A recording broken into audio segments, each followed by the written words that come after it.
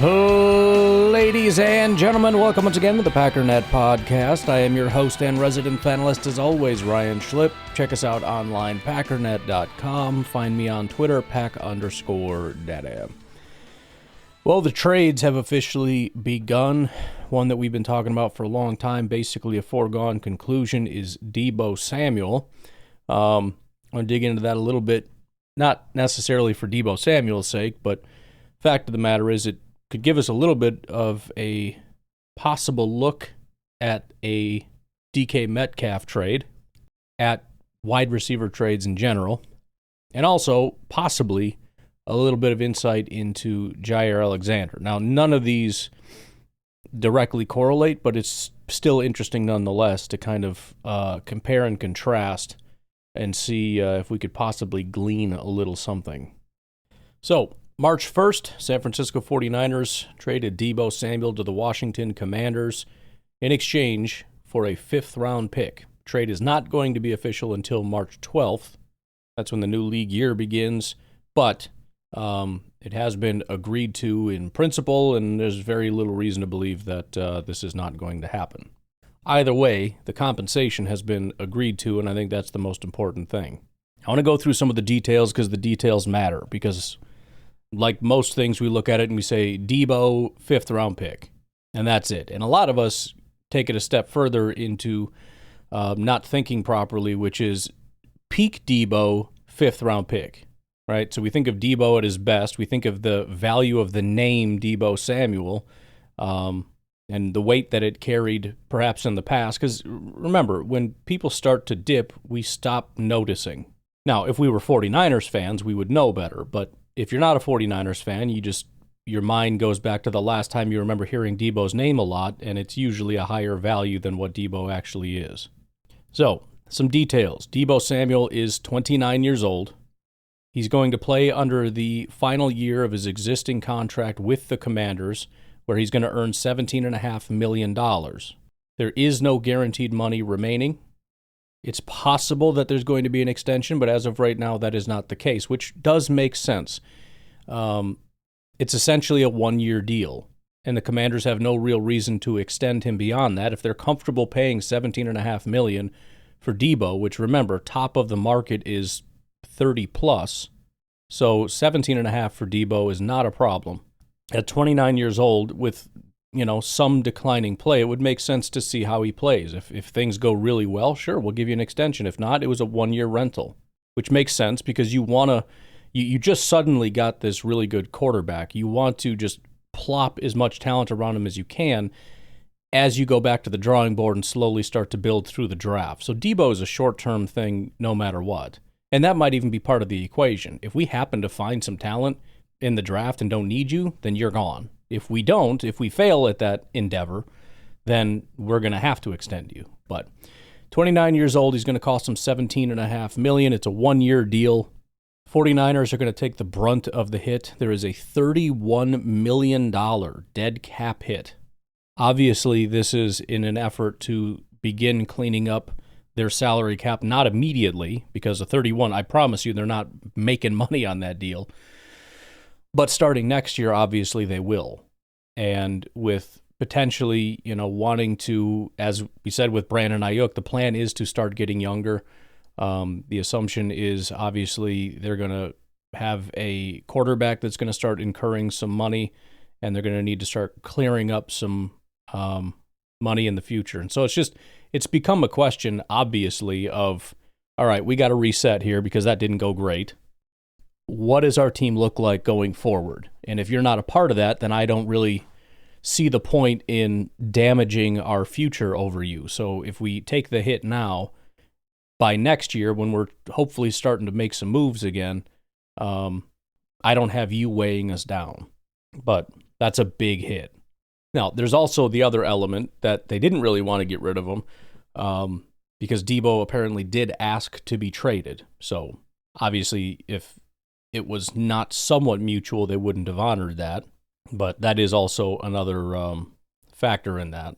Something else that's interesting, Andrew Siciliano put this out there. And listen, DK Metcalf is his own animal, right? But there is such a thing as markets, right? We talked about running backs and how the running back market just hit rock bottom, and that's probably going to see a resurgence thanks to Saquon in Philly. Now, maybe the running back market was undervalued. I think it's about to become overvalued. I don't know that, but I have a feeling it's going to be because people saw what Saquon did. I forgot who it was. I think it was somebody on the Eagles had made a comment that it was the greatest running back performance in NFL history or something to that effect. But it might be the case. I remember, just a quick sidebar here, I remember looking into it because everyone's gushing over Saquon and expecting the data to tell me what it always says, which is, nope, running backs aren't valuable. And I looked at the overall, I don't know if it was AV or whatever it was. I just took a peek at it, and Saquon was, if not at the top, very close to the top. So even from a data standpoint, they were saying, yeah, dude, that was very valuable for that team. The point is, though, it's an outlier. And pretending running backs as a whole give you what Saquon gave the Eagles is, incorrect. But anyways, there are corrections that take place. And one interesting thought, I had mentioned how valuable, we know how valuable wide receivers are. And so you would assume that would mean that trading for a receiver would be very difficult and very expensive. Couple things. Both of them point to the same thing, and that is what I said about how many wide receivers every year come out of the draft and immediately make an impact, and a big impact. Right? I pointed to, what the heck was I looking at the other day? I don't remember exactly, but we were looking at wide receivers, and it was like, well, he ranks way down here, but I promise you, it's like he's got a good grade. It's just there's so many good wide receivers. So, two factors there. Number one, the market is flooded with good receivers already. But probably the bigger factor is teams look at their cost benefit and they're saying, okay, I could go pay a ton for a receiver, or I could draft somebody. And the hit rate is exceedingly high. And so, everybody always makes that stupid joke about, oh yeah, it could be anything. It could, what is that Family Guy skit? Something like, do you want a boat, or do you want to check behind what's in this box? Oh boy, but the boat is great, but anything could be in the box. It could even be a boat. Pointing to the fact of, like, why wouldn't you trade away a pick to draft somebody that you hope is as good as the guy that you would get in the compensation? Whatever, right? It's not exactly correct, but the point is, if you have a low probability of having somebody that's this good, just trade for it. If you have a decently high probability, when you look at the cost and the age and all that stuff, you'd rather just draft it. And so when the hit rate gets to the point of being, in the first round, 1 in 3, 1 in 2, and it's like, do you want to give up a first round pick for a wide receiver? Probably not. Anyways, Andrew Siciliano says, here's notable wide receiver trades in the last 12 months. Deebo Samuel went for a 5th. Mike Williams went for a 5th. DeAndre Hopkins went for a 5th. Jerry Jeudy for a 5th and a 6th. Jonathan Mingo, a 7th and a 7th minus of, some of these are, no, maybe not. 7th minus a 4th. He's using dashes, but I think that's also a minus. Devontae Adams went for a 3rd. That's not recent. That was the last time. To the Jets, not from the Jets, is what I'm saying. A couple of these other ones don't really make sense, so I'll just leave it at that. The point is, compensation has been quite low. In fact, I found this little anecdote to be quite funny. I don't remember exactly. I just tweeted the text, so forgive me. I don't remember who said it. But it says, nevertheless, it's funny San Francisco got more for Trey Lance than they did Deebo. They got more for their third-string quarterback than they got for Deebo Samuel. I know quarterback is more valuable, but that's crazy. So now if we look at sort of a side-by-side of Deebo Samuel and DK Metcalf, because obviously they're not the same, and I can tell you right off the bat, DK Metcalf is going to be worth more, but let's just look at a side-by-side with the Deebo Samuel deal and some of the Siciliano deals in the back of your mind. First off, DK Metcalf is 27. He's 2 years younger. Secondly, I think the play is maybe somewhat of an interesting question. You could certainly argue that DK Metcalf is better if you want to. I'll say this. No, but neither of them has ever been below a 70, which is a incredibly high level of reliability that you just don't usually see. Like I said, with Jaire, it applies to a lot of other people in positions as well. To never have really a down year is really saying something. Now, the difference being Deebo has missed quite a bit of time, whereas DK doesn't appear to have missed really any time. The lowest amount of targets he's had in a season was this past season, where it looks like he missed maybe a game or two, but it was 108 targets. That was the lowest he's had in his career. The lowest Deebo has had is 44. If you look at it in terms of snaps, the lowest amount of snaps Deebo Samuel has ever had, DK Metcalf has ever had, 2021, 530. Deebo Samuel was 180. In fact, he's only had 530 snaps or more once, and that was in the same year, 2021. With that said, however, if we just look at the grades, DK is 70, 80, 80, 70, 80, 70. Deebo is 70, 80, 90, 70, 80, 70. Pretty comparable. And the biggest drop-off did come for Deebo Samuel this past year, no doubt about it. It went from an 85 down to a 70.9. However, DK also had his worst year since his rookie year. He went from an 80 down to a 74. I think the biggest difference, however, is that if you look at the week-to-week, DK Metcalf was kind of just consistently low 70s, high 60s every single week, whereas Deebo Samuel had a lot of bad games, but was just kind of carried by 82 in week 2, 80 in week 6, about an 80 in week 8, and a 90 week 16. But if you look at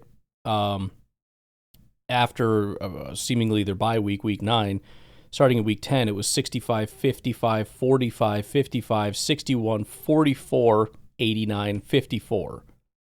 So he had one really good game. Otherwise, it was almost exclusively 50s and 40s. Now, obviously, there are injuries involved in this. In fact, you always want to look at when things went south and say, was there an injury right there? And the answer to that question is yes. He had in the Week 8 game against Dallas, which was the last game of his pretty good stretch, he sustained a rib injury in the fourth quarter, making his return questionable. He also developed an oblique injury around this time, despite being listed as questionable. He was expected to play Week 10, which he did, but he just never really was the same again. So you could easily dismiss it and say, okay, he'll be right back to where he was. In fact, I, for the most part, probably would.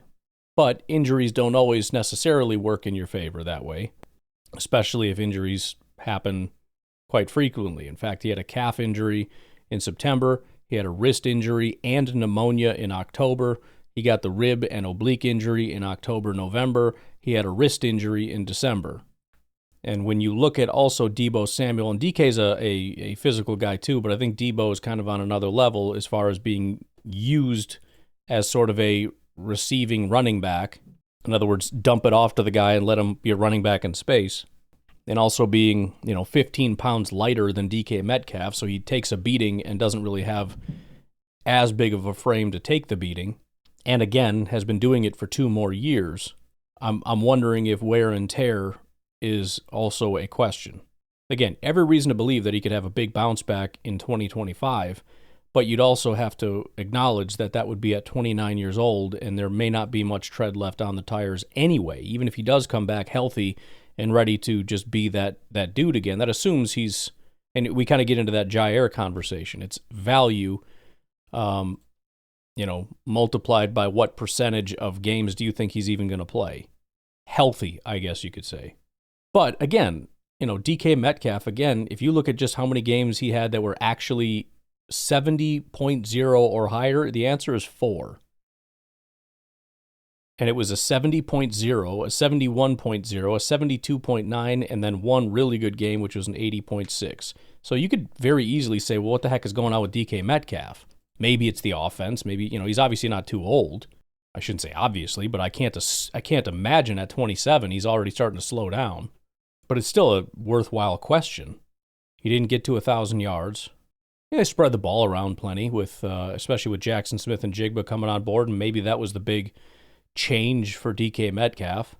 Whereas if he were to come to a team like Green Bay, he would be the number one guy. But I think that is also a factor for Seattle.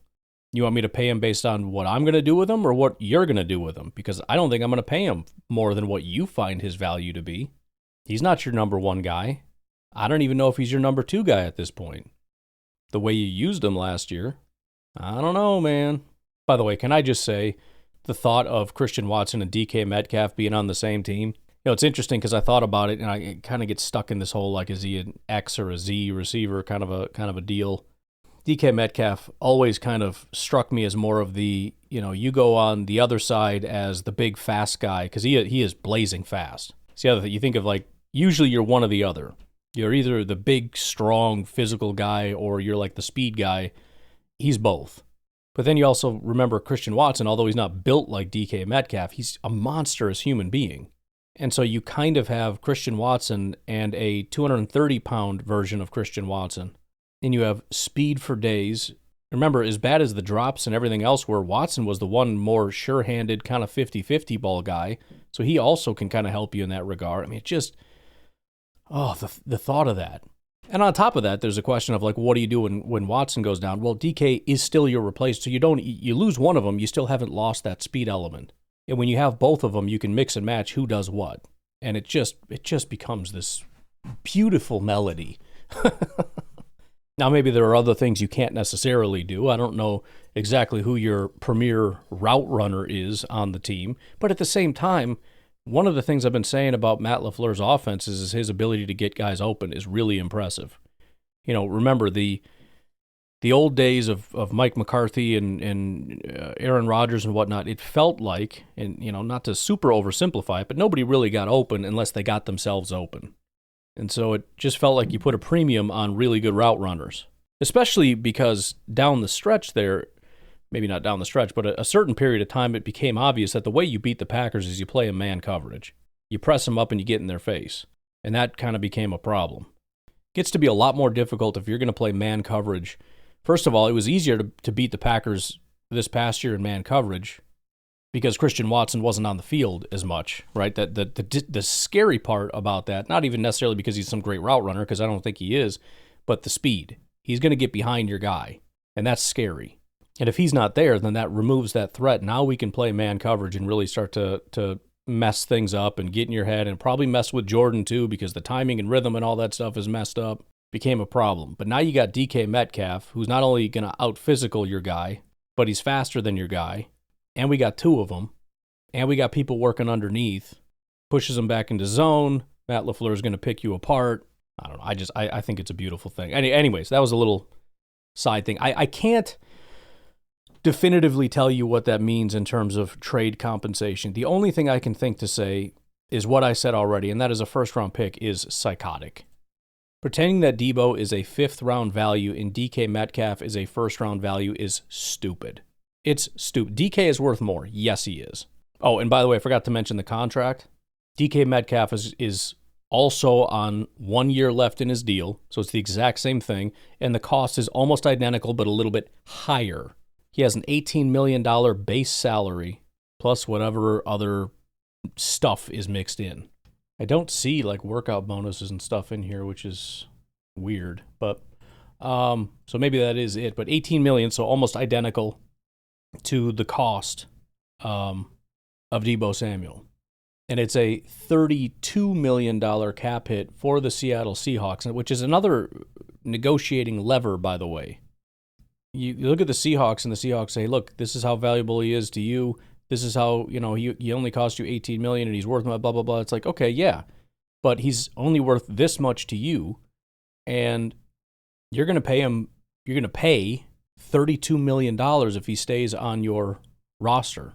Or you can shed $18 million off of that if you move him, and you need to and you want to. Now, the alternative would be to just extend him, which would certainly make sense at 27 years old. And if the Packers were in that situation, that's what I would be screaming for them to do. But that's not the situation we seem to be in. So if that's not an option, then yeah, $32 million is kind of a lot there, bud. Be nice to shed $18 million off of that, wouldn't it? Turn 32 into 13, get it off your books. Now, as far as Jaire is concerned, and again, I can't draw any direct lines here, and wide receiver and corner are different, and I'm sure the market is different as well. But when you look at DK Metcalf, the only real difference, aside from position, is the injuries. And it's a big difference, don't get me wrong. But when you look at the PFF grades, they're almost identical to DK Metcalf. When you look at the age, it's almost identical to DK Metcalf. When you look at the contract and what the other team would take on, it's almost identical to DK Metcalf. So the only two remaining questions, how big of an impact, when you look at the difference between what DK can get and what we can get back for Jaire, this is obviously assuming we get, I don't know that we do. I'm just saying. I'm just postulating, continuing with the question of if we get DK, how much could we get in return for Jaire to offset that? The only two questions are, what is the cornerback market compared to the wide receiver market? And I'll be honest, I would say the cornerback market is actually higher, which obviously works in our favor when you look at some of the compensation. Remember, we got in the Rasul Douglas trade a third minus a fifth, whatever that value is. Third-round pick for Rasul Douglas. Now, you could talk about whatever you want about, well, he was kind of at the top, this, that, or the other. At the time, maybe, I don't know, but that's pretty high value for, where do you think he would have ranked? Top 50? Maybe top 32 as a corner? I don't know. At the time of the trade? I don't think so. Some other cornerback trades, Marshawn Lattimore. Well, I'll tell you what. Let's take a break here. We'll come back. I want to go through a couple different trades to kind of build some context around Jaire. We'll be right back. All right, continuing. Marshawn Lattimore to the Washington Commanders. And this was a mid-season trade, so it's a little bit different. 28 years old, same age as Jaire. Very similar in that you got a third and a fifth swap, but there was also a fourth. So it was actually a third and a fourth minus a fifth. That's kind of a lot, man. And again, I would say Jaire is a little better than Marshawn Lattimore, but again, there's the injury issues. So what do? Do you drop the fourth off and give us the exact Rasul compensation again, a third minus a fifth? I don't know. Jonathan Jones went for a sixth.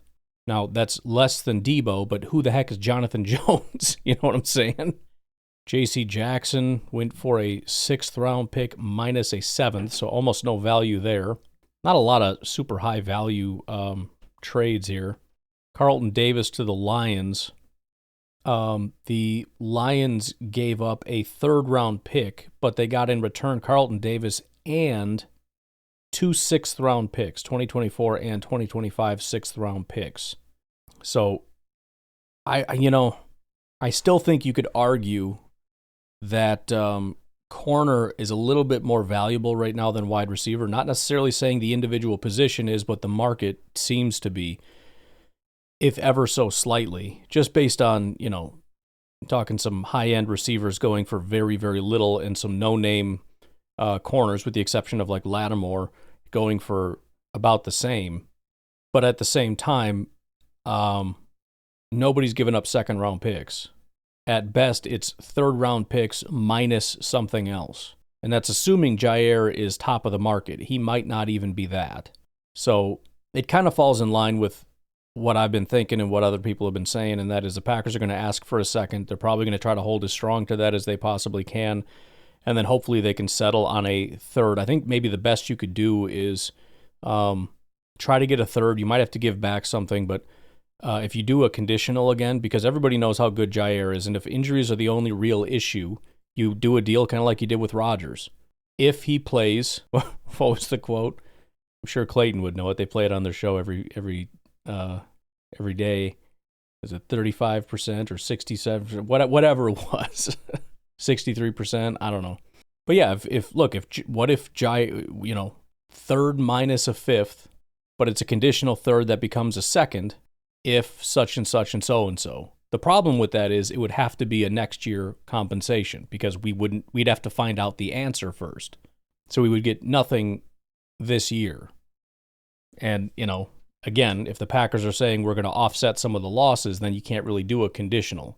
Unless, of course, you still view that as offsetting losses, which I would, but generally teams don't view it that way. And they're saying if we're going to lose 2025 compensation, I want 2025 to backfill for this year, and I understand that. But just a thought. Again, I think that would be a really legitimate thing to consider, is try to work out a conditional. Obviously you'd always want a conditional, but you can't necessarily always get that. But in this case, I think it makes a lot of sense. Everybody knows the value of Jaire. The only question is he going to play? Fine. Then I will grant you the lower price if you will agree to pay me the higher price if he plays. And nothing is attached to that. No Pro Bowls, none of that kind of stuff. It's just snap counts. Just throwing it out there. Right, here's the plan. Why don't we run through the, so far, what I've been able to dig up as far as winners and losers of the Combine. And then we'll see what we have for time. Maybe we'll sneak in a little mock draft since it's Monday. All right, so obviously there's differing opinions across the interwebs, but here's what I've been able to glean as far as who has maybe helped or hurt their draft stock so far. Some of which we've already talked about, but that's okay. First of all, Shamar Stewart, edge rusher, solid athleticism, 4.59 40-yard dash time. His weight was 267 instead of 285, which a lot of people like that better for him. Confirmed that he does have top 10 potential, which is somewhat unfortunate for us, but there you go. Derek Harmon ran a 4.97, so he got under 5. On top of that, reports are that he's had outstanding interviews.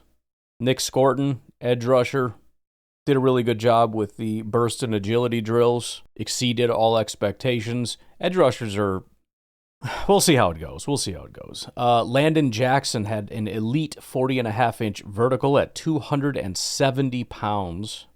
And then Ziru Aku did really, really well with the agility drills, the 3-cone and the short shuttle. Obviously pretty impressive for edge rushers. For the linebackers, Jihad Campbell, solid 40-yard dash, 90th percentile broad jump. He also participated in some pass rush drills at teams' request, so that's interesting. Carson Schlesinger showed up at 242 pounds, which was good for a lot of teams, kind of worried about his weight. Still had the 91st percentile vert there, so the athleticism didn't suffer as a result. As far as DBs, obviously, Iman Wari, we talked about the safety, just dominant across the board, 11.6 broad, 43-inch vert, etc., etc. Jade Barron, not only was his athleticism on display, but as I mentioned before, the interviews went extremely well, really impressed people not only with his character, but his football IQ. Maxwell Hairston, definitely with the athleticism. He broke the 4.3 second barrier with a 4.29 40-yard dash. So elite speed, also impressive jump numbers. And then Darian Porter, cornerback, also ran in the 4.3s at 6'3". So very much a Packers type of guy. Give me the really tall, fast guy. Again, never seems to work out, but the Packers never seem to learn that lesson. For the receivers, Matthew Golden. I think Golden and Jade Barron are the two guys through this Combine event that have had me kind of sit and go, okay, let's really think about this for a minute. Matthew Golden ran in the 4.3s, which I did not know he was in that category. Jaden Higgins and Jalen Noel, I believe they're on the same team, but both of them really showed out.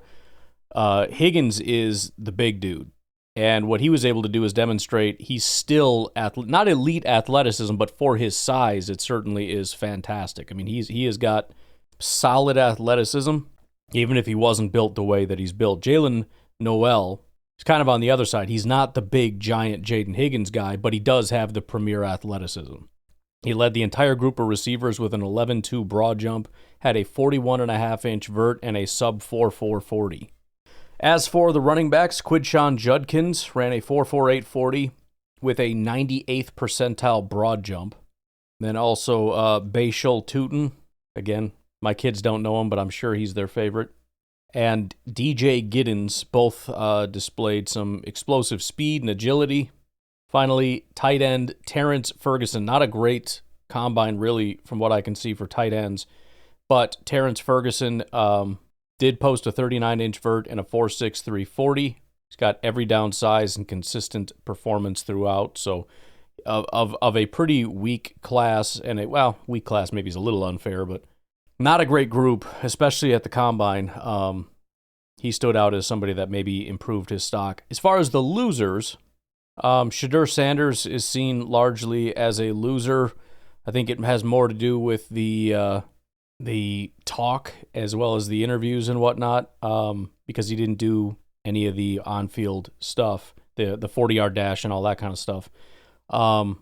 But the talk coming out of the combine, and again, I don't know how much of this has to do with what happened at the combine. I know he was very cocky in his press conferences and whatnot. He's got the gold chain on, trying to be his dad out there.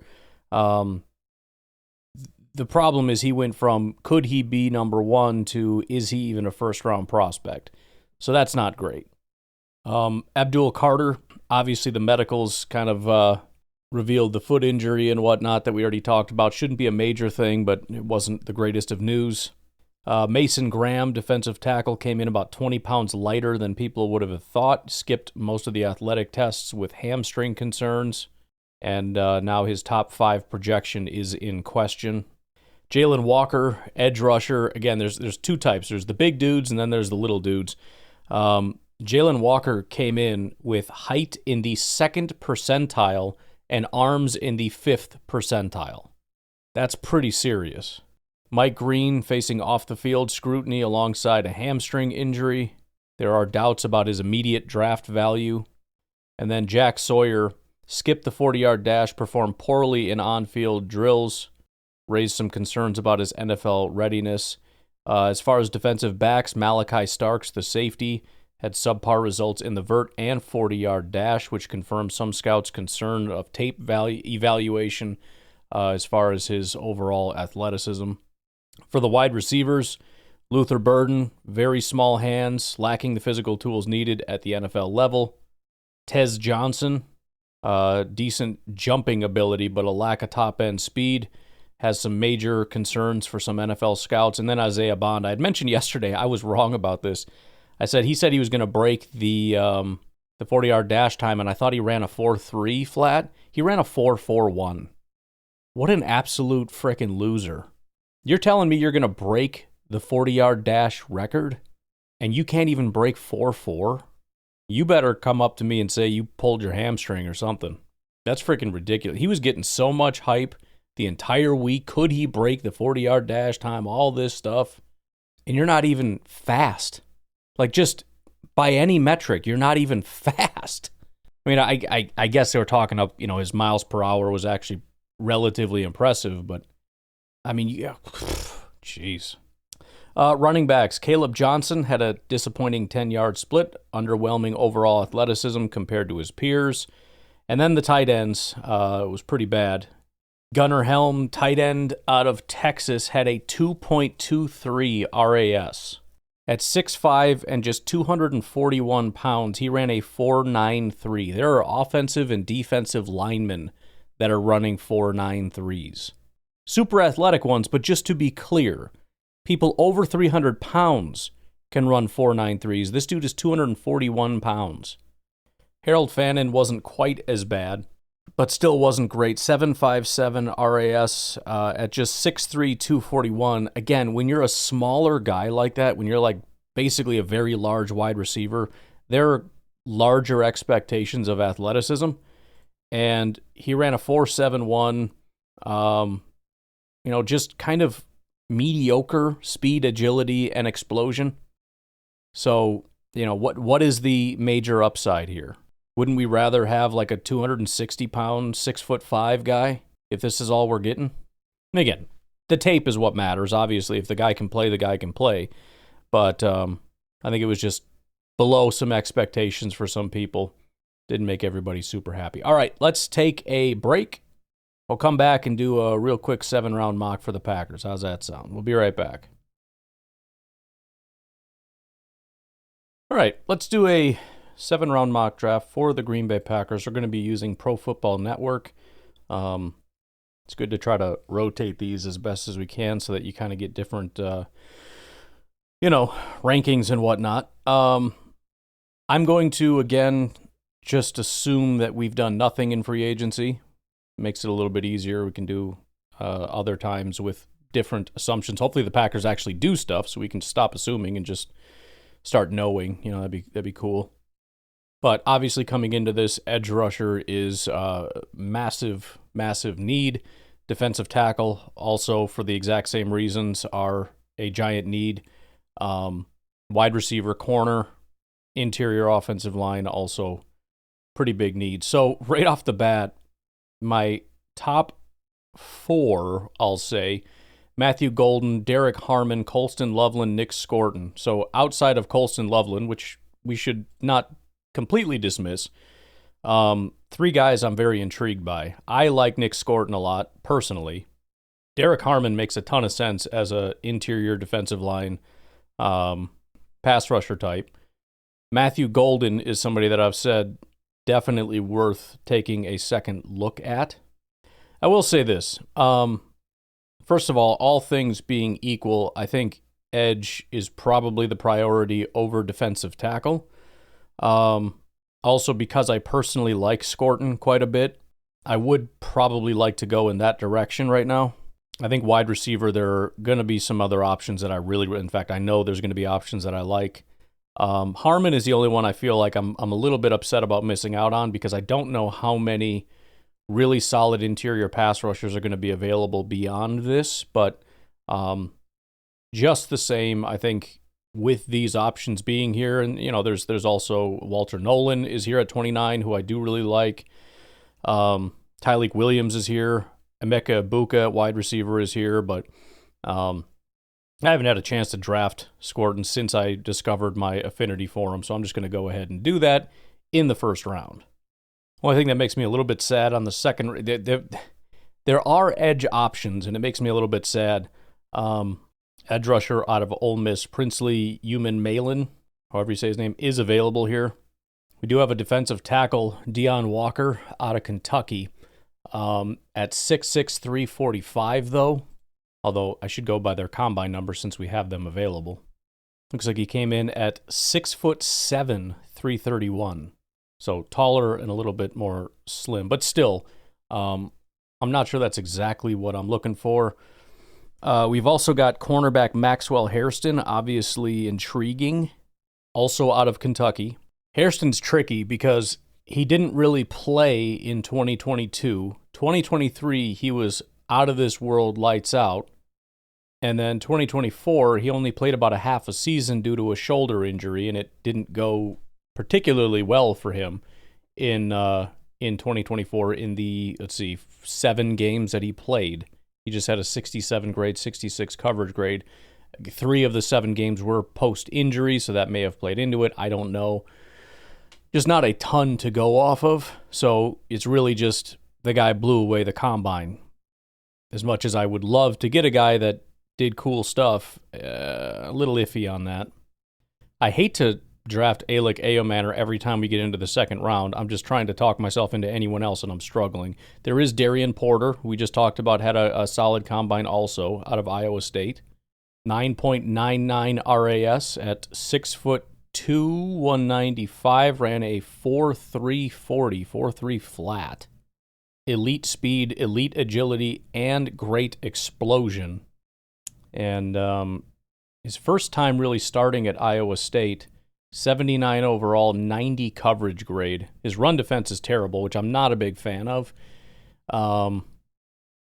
But in the spirit of kind of going with the hot news of the day, Darian Porter, one of the guys that did really well in the combine, grades out really well. Big dude, 6'3", almost 200 pounds. Elite athlete. Why not? Darian Porter, cornerback, Iowa State. Pick 87, we got Omar Norman Lott, defensive tackle out of Tennessee. Jared Ivey, edge rusher out of Ole Miss. Shamar Turner, defensive tackle, Texas A&M. Kind of intrigued by Mr. Omar Norman Lott. He came in with 6'1.5", 291.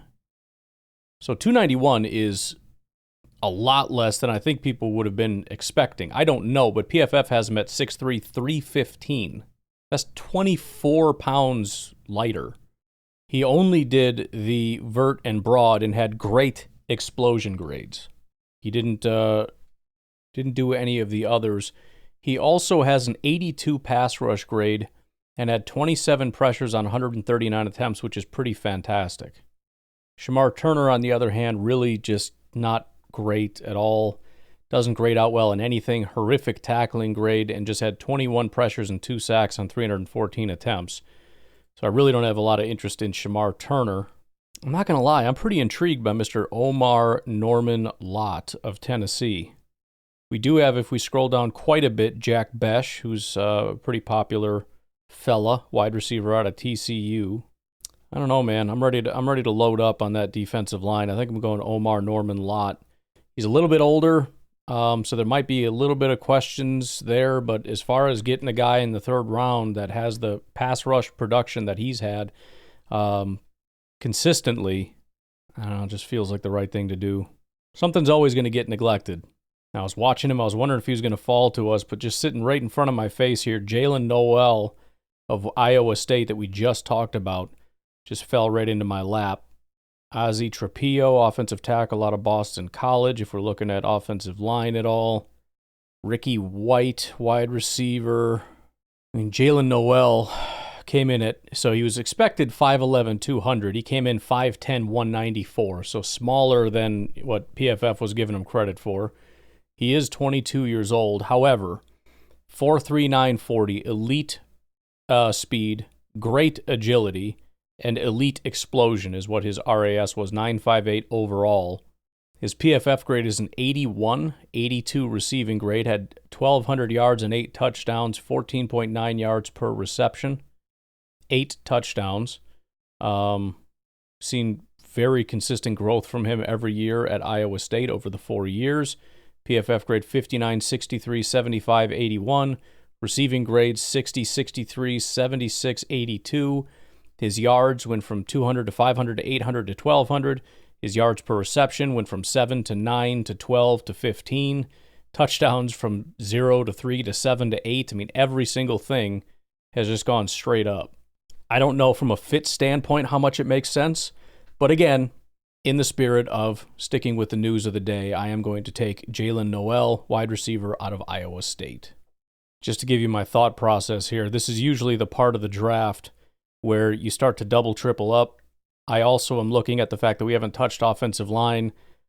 I don't want to force it too much if opportunity presents itself, but I've got a couple centers just staring at me here that are solid value. And I also think for offensive line, in my opinion, not everybody agrees, it's more of a depth issue than a starting issue. I don't think we have a super great starting center, but I do think that we should bring him back, and we should try to find somebody to replace him in the meantime, but we don't have that person right now, so we draft somebody to be competition/depth at this point in time. So the two centers that are sitting here, so this is pick 160. As far as pick on the big board, 157, Seth McLaughlin of Ohio State, 159, Jonah Monheim out of USC. So Seth McLaughlin, 74 pass blocking, 68 run blocking, feels like a solid Packers interior guy. He spent 4 years at Alabama before going to Ohio State, so his age is going to be not great. He's played every single snap of his 2,400 snaps at center. Came in at 6'4", 305 pounds. That's exactly what PFF had him at. Did not do any other testing, or at least has not done any other testing. That probably happening today for me. Jonah Monheim, 6'4", 307. He's got a 69 pass blocking, 71 run blocking, but kind of an outlier as far as his pass blocking, largely because he had 2 really bad days against Michigan and Notre Dame. But previous 2 years, both of these guys 5 years in college, by the way, the previous 2 years at USC, 85 and 88 pass blocking. He also has a lot more experience in other places.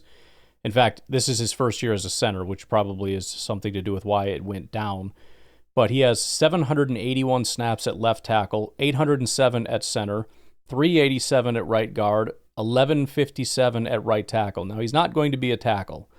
At 6'4", 307, if you look at his RAS as a tackle, it's like a 2. Okay, it's bad. If you put him at center, it's listed as great. It's an 8.27 for his height and a 7.76 for his weight. So he's got to be somewhere on the interior, and he has a lot more experience on the interior. He might be a guard. I don't know. But I think Jonah Monheim actually makes a lot of sense because of his versatility, because what he's shown as far as his ability across all these different positions. So we will be drafting Jonah Monheim out of USC. At pick 200, we've got Tim Smith, defensive tackle, Alabama. Tonka Hemingway, defensive tackle, South Carolina. Cody Lindenberg, linebacker, Minnesota, if we want to go that route. Got some running backs, bunch of running backs. Theo Wees Jr., wide receiver out of Missouri. Tyler Cooper, Minnesota, obviously is where my eyes are drawn immediately. Josh Gray, guard out of Oregon State. Ty Hamilton, defensive tackle, Ohio State. So a lot of defensive tackles. Tons of running backs, which I'm not super excited about. I'm not really interested. I want to start with the guards. If any of these guys are appealing, we're going to go in that direction. So Tyler Cooper would be first. Cooper has not a ton of range. He's primarily played guard, left and right. He's played 8 total snaps at tackle between left and right and has not played center at all. As far as grades, he's all over the map. I mean, he didn't really play in 2019, he didn't play at all in 2020, didn't play at all in 2021, played very little in 2022. So he'd been in college for 4 years and had played 57 total snaps. 2023, he starts as an 83 pass blocking grade, 67 run blocking, which is pretty solid. He's split between left and right guard. And then 77 run blocking, 66 pass blocking. Looks like he missed a bunch of time again. Lots of really bad games mixed in. Without digging too much into it, I'm thinking there's a lot of injury issues and stuff with this guy. I'm just going to go ahead and say no thank you. Josh Gray out of Oregon State. Another guy that spent a lot of time in college. We got 6 years here at Oregon State. The pass blocking grades have been consistently subpar. Run blocking is quite good. I don't know if I can really accept that. He's primarily played left tackle. He did play left guard this past year. I don't know. We may need to explore our options a little bit further. I don't see a ton of... Let me check one more offensive lineman, Jacob Gideon, before we just come off the offensive line thing. Jacob Gideon, primarily been a center the last 3 years. He did play guard the year prior to that. Another guy, 5 years in college. The grades are pretty fantastic, but it is Western Michigan. Solid pass blocking his entire time. Run blocking has actually been quite good as well. And again, he can play anywhere on the interior, which is my primary focus. This one's a maybe. Let's see, what did he do? I don't see any official measurements from the combine, but we got 6'2", 295 for Mr. Gideon. Well, I'll tell you what, after having looked through all of these prospects, and obviously we're kind of getting to the point that it's not, maybe not the greatest crop, my options have kind of come down to either Jacob Gideon, the interior guy out of Western Michigan, or Tonka Hemingway, defensive tackle out of South Carolina. And I think if we're really doing best player available, I'd probably lean toward Tonka Hemingway. He's a pass rusher. 29 pressures, 270 attempts, 5 sacks. Not the greatest in the world, but he can do it. He had a 73 pass rush grade. The year before was a 77. The year before was an 82. So he has that ability. Not terrible run defense, 60s, 70s over the last 3 years. I do like the center, but the small school thing and everything, it's kind of, I think we're going to go with Tonka. Plus, Tonka's a sweet name, so we're going to go defensive tackle, Tonka Hemingway.